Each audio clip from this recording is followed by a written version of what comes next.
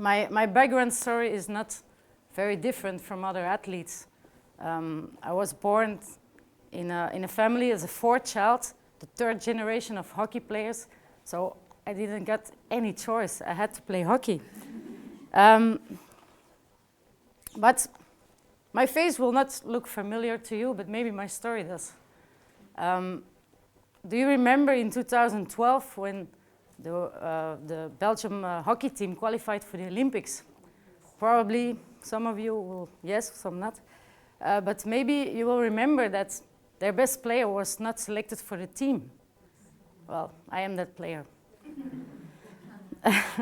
So my background, you know it already. But I didn't remember having like a goal and being a professional hockey player, because in my time there were no role models.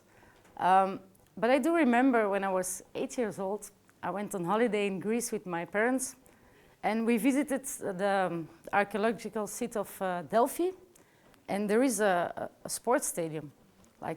And my parents told me some history about the Olympics and Greece, and the four of us were like, oh wow, a sports stadium, we have to run here. So we started running and took pictures at the finish line. And I got inspired by the Olympic story. And in that moment, I got a dream. I wanted to go to the Olympics.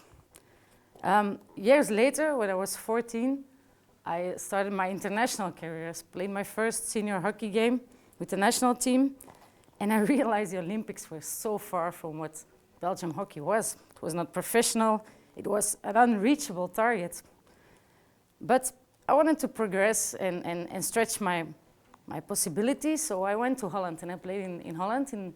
Holland is the best league in the world. And I started competing with the best players in the world, in my team and against them. And I got inspired, but I always had to face the fact that I was Belgian. And in Belgium, hockey was nothing. So my life changed a little bit. My partner and I, we decided to have kids and rebuild my house and have a normal life, a normal job. But a few years after that decision, the national coach, the new national coach, called me and he said, yeah, I want to meet you. It's a very confidential talk. So I want to meet you. And very funny, I will always remember the name of the place. It was called Pirate Cafe. And yes, he asked me to come back in the national team. And his explanation was clear and very structured, and I believe that we can reach the Olympics. But I asked him a question, why do you want me back? He said, yeah, I need some players with experience, and I need a leader on and off the pitch. And that answer surprised me, because he has a new captain, and she loved that role.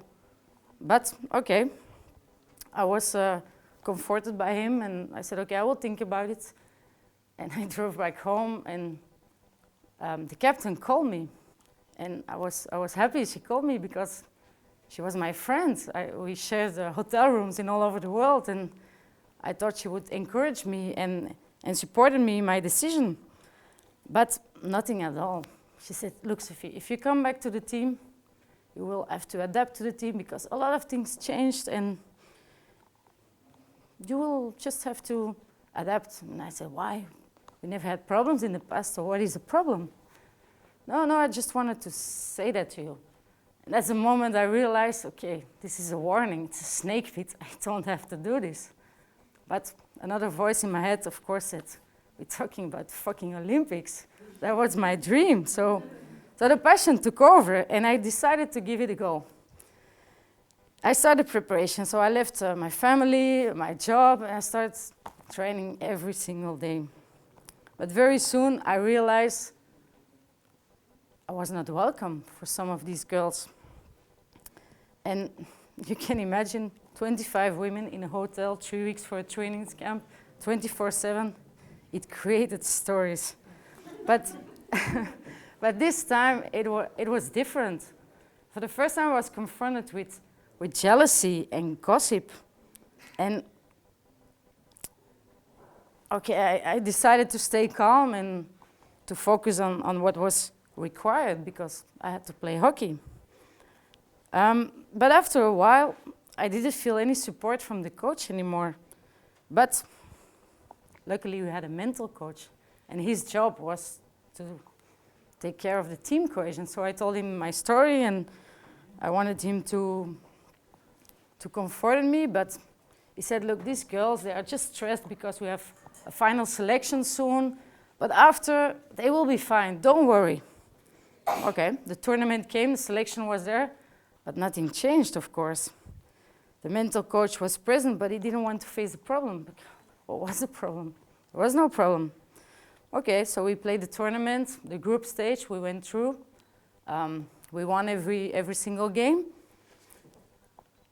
And then the 25th of March, the big final was there. We played against Ireland, and the winner takes it all.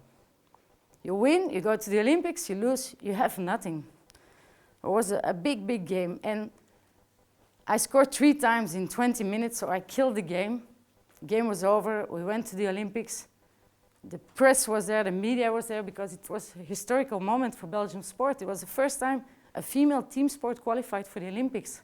So everybody was there, and I was the hero. And yeah, it was an amazing feeling. It was great. But what happened after was an unexpected scenario.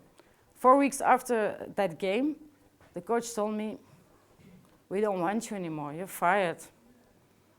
Why? You just don't fit in the team.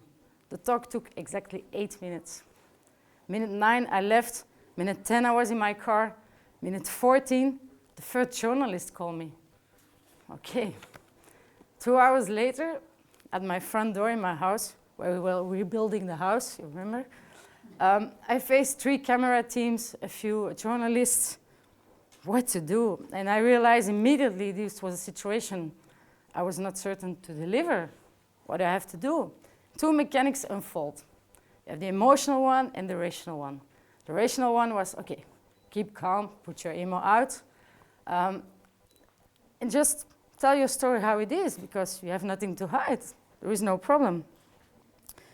Their story, of course, was different. They told the press that, yeah, Sofie, you know, she's not a team player, she has a bad character, and she's not that good enough anymore. Strange, but they just killed my personality in front of national television. So what do you do? And of course, emotionally, you want to tackle this. But because the way they describe you is not the way who you are and who I am. So my state of mind was like, okay, now I don't trust anybody anymore. You lose trust in everybody. Can I ever trust somebody again? Probably not. But good news is news got around the world very soon, very quickly. And a lot of people at home, but also friends from all around the world, umpires, coaches, of course you cross a lot of people, they all came back to me with messages and like, come on, Sofie, take care. It's not good what happened, but take care, don't worry. So I kept believing in people, but the story was not over yet. The political game started. Because of course, the federation, they continued telling the same story to the press, but behind the scenes, they have to justify to the Olympic Committee, the Belgian Federation, but also sponsors, the Minister of Sport. What did they tell them? And they said, yeah, listen, we're not going to tell the press, but Sofie, she didn't behave very well. She left the hotel at night. She's influencing, intimidating, touching the young girls. And she has a star attitude. The game was on. And all politics took over. All the values of sport and all the rules of fair play were just gone. So later you take, a few years later, you take time for reflection and for objectivity, and you realize, well, I realized very soon, okay, with this story, I have to do something because it's not a normal story.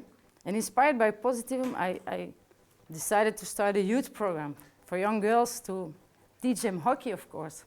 But more important, I want to offer them tools to develop their attitude. And the best attitude is to find the good balance between competition and collaboration.